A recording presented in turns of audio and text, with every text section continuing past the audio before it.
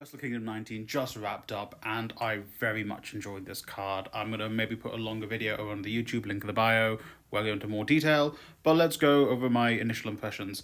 A really great show, very much enjoyed it. I feel like there were two, maybe three matches that underwhelmed, maybe just two. So let's go into those. I think the co-main event and the main event underwhelmed. I didn't mind the main. I actually liked the main event, but I think the co-main event underwhelmed. I think this match would have banged like 4 years ago, but obviously now Naito's knees are shot. He has very much got issues with his sight, and Takahashi's had a series of injuries which has slowed him down as well.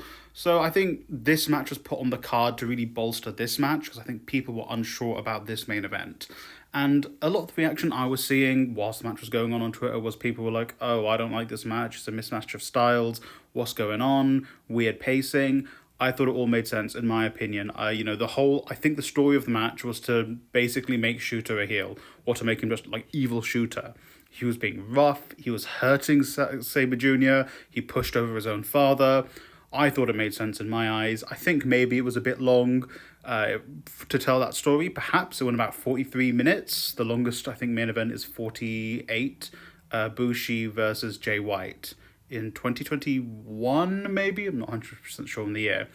So, although I didn't mind the match, I was a bit disappointed there was no post-match challenge, but I feel like that will come tomorrow at Wrestle Dynasty, especially if Ricochet versus Zack Sabre Jr. main events. So I think that's when that will happen. But overall, I didn't mind the main event. I think this match kind of disappointed.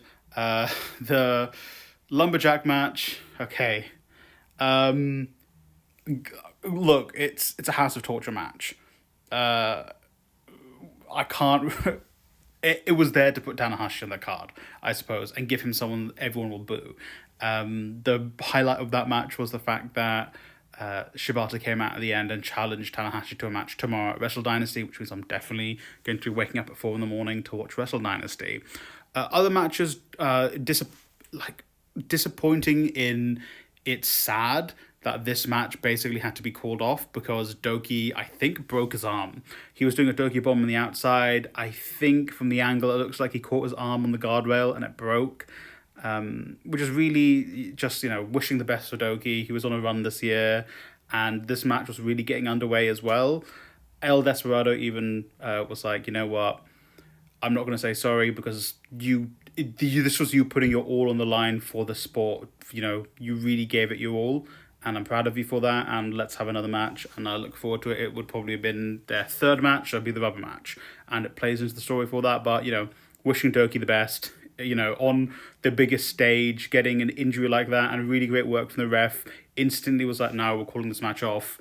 He's hurt. The women's match, absolutely fantastic, spectacular. They should have given them more time. Azumi is good, just amazing. I love her. And the story they're telling with Maya Watani, fantastic. I wish this match had like 10 minutes off of these two, basically.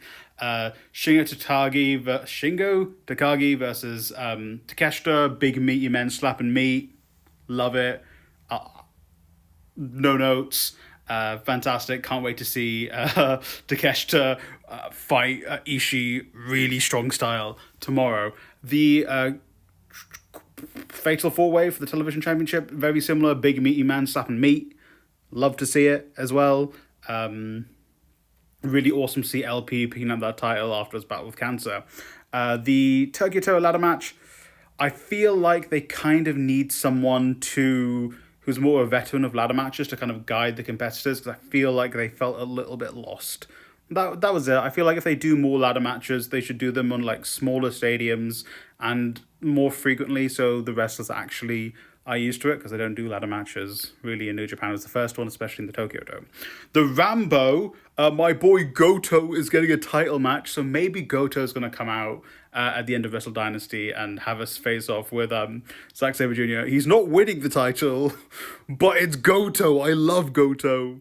And the match of the night, mine's between the women's match and Dave Finlay versus Suji. I'm a Suji guy. I love Suji. I see him picking up the world title at the next Wrestle Kingdom. I see him being the one to retire Tanahashi. If you really want to put Suji on the map, you get him to retire Tanahashi, but who knows. Fantastic match. Dave Finlay, really great. Definitely, you know, him should be put into the main event scene again. Wouldn't mind seeing another one with him. Love Suji as well. So great show overall. A couple of, you know, matches that kind of didn't live up to the expectations. But I think really, really good. If you can get New Japan World, watch it on VOD, do. It's good. Check out Wrestle Dynasty tomorrow. I'm going to do that, and I'm going to make another video on Wrestle Dynasty.